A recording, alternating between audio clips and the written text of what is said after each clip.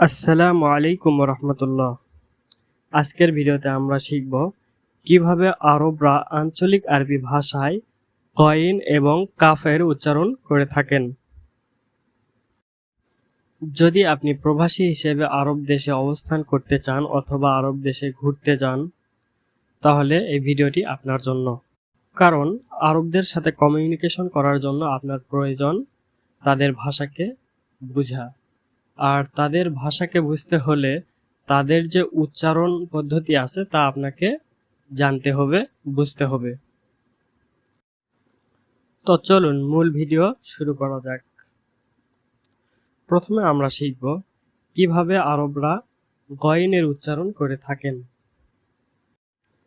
Saudi আরব বা তার আশেপাশে যে উপসাগরীয় দেশগুলো রয়েছে তারা গয়নকে প্রায় বাংলা ঘয়ের মতো উচ্চারণ করে থাকেন, তবে একেবারে ঘয়ের মতো নয়। চলুন কয়েকটি উদাহরণের মাধ্যমে বিশুদ্ধ আরবি ভাষা ও আঞ্চলিক আরবি ভাষার মধ্যে গয়নের পার্থক্য নির্ণয় করি। যেমন বিশুদ্ধ আরবি ভাষায় আবু গ আর আঞ্চলিক আরবি ভাষায় আবু ঘ। এখানে বিশুদ্ধ আরবি ভাষায় গয়নকে গ এবং আঞ্চলিক আরবি ভাষায় গয়নকে ঘ এর মতো উচ্চারণ করা হয়েছে। তাহলে বিশুদ্ধ আরবি ভাষায় উচ্চারণ হবে আবু গ, আবু গ, আর আঞ্চলিক আরবি ভাষায় উচ্চারণ হবে আবু ঘ, আবু ঘ। আবার বলি আবু ঘ, আবু ঘ। এর অর্থ হলো আমি চাই। এরপর বিশুদ্ধ আরবি ভাষায় ইশতাগলা, ইশতাগলা মানে সে কাজ করলো। আর আঞ্চলিক আরবি ভাষায় ইশতাগল, ইশতাগল। এখানে গয়নটা ঘয়ের মতো উচ্চারণ হচ্ছে, ইশতাগল, ইশতাগল। আবার বলি ইশতাগল, ইশতাগল সে কাজ করলো। এরপর গয়ির, বিশুদ্ধ আরবি ভাষায় গয়ির, গয়ির, গয়ির মানে রূপান্তর করো বা পরিবর্তন করো। আর আঞ্চলিক আরবি ভাষায় এর উচ্চারণ হলো ঘইর, ঘইর। এখানে গয়িনকে ঘ এর মতো উচ্চারণ করা হচ্ছে, ঘইর, ঘইর। আবার বলি ঘইর, ঘইর। এর অর্থ হচ্ছে পরিবর্তন করো বা রূপান্তর করো। এরপর গুরফা, গুরফা, বিশুদ্ধ ভাষায় গুরফা, গুরফা, গুরফা মানে ঘর বা কক্ষ। আঞ্চলিক আরবি ভাষায় এর উচ্চারণ হবে ঘুরফা, ঘুরফা। এখানে গয়িনকে ঘ এর মতো উচ্চারণ করা হয়েছে, ঘুরফা, ঘুরফা। এর অর্থ হচ্ছে কক্ষ বা ঘর। এরপর গসালা, গসালা, বিশুদ্ধ আরবি ভাষায় গসালা, গসালা। এর অর্থ হলো সে ধৌত করল। আর আঞ্চলিক আরবি ভাষায় এর উচ্চারণ হবে ঘসাল, ঘসাল, ঘসাল। এখানে গয়িনকে ঘর মতো উচ্চারণ করা হয়েছে, যেমন ঘসাল, ঘসাল মানে সে ধৌত করল।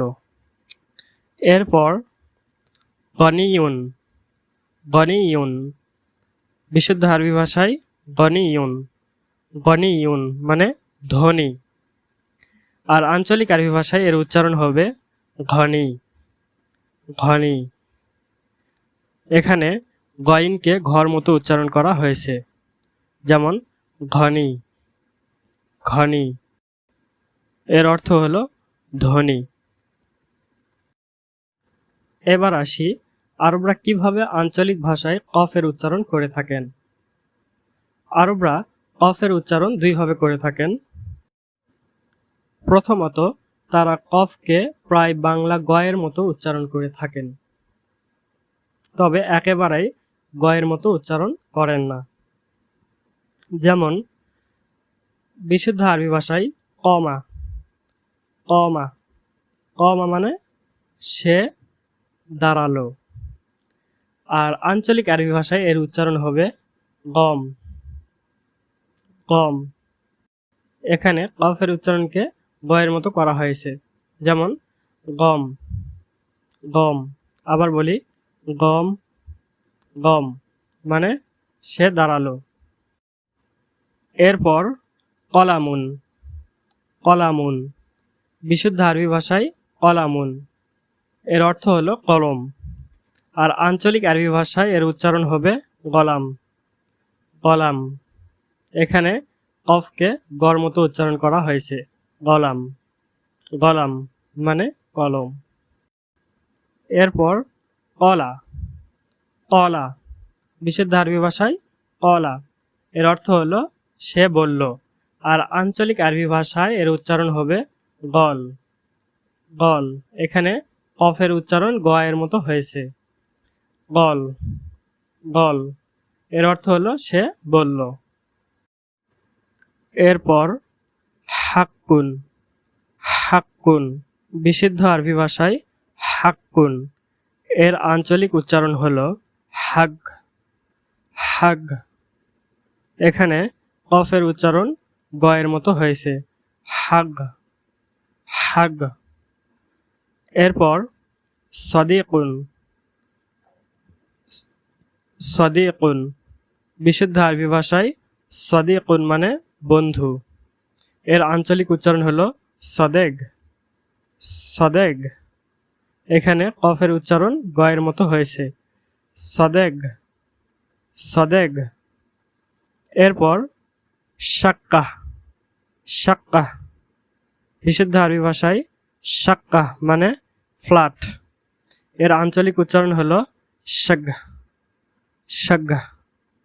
এখানে কফের উচ্চারণ গ এর মতো হয়েছে, শাগ্গা, শাগ্গা। এরপর ইস্তিকবালুন, ইস্তিকবালুন।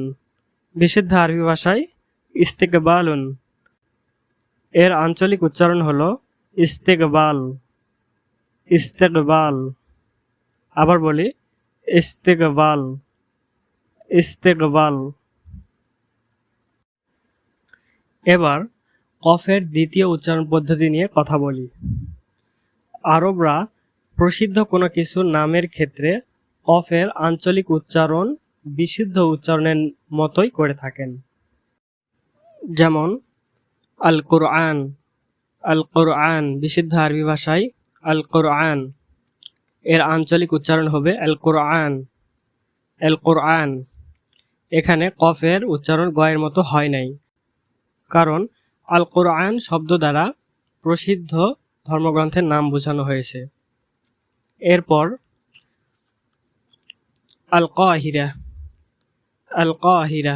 বিশুদ্ধ আরবি ভাষায় আল কাহিরা এর অর্থ হলো এটি দ্বারা কায়রো শহরকে বোঝানো হয়েছে। এর আঞ্চলিক উচ্চারণ হলো এল কাহিরা, এল কাহিরা।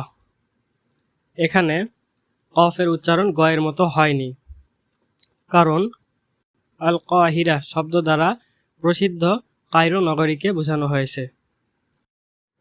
বিশুদ্ধ আরবি ভাষা এবং আঞ্চলিক আরবি ভাষায় উচ্চারণগত আরও কিছু পার্থক্য রয়েছে, যেগুলো আমরা পরবর্তী ভিডিওতে আলোচনা করব।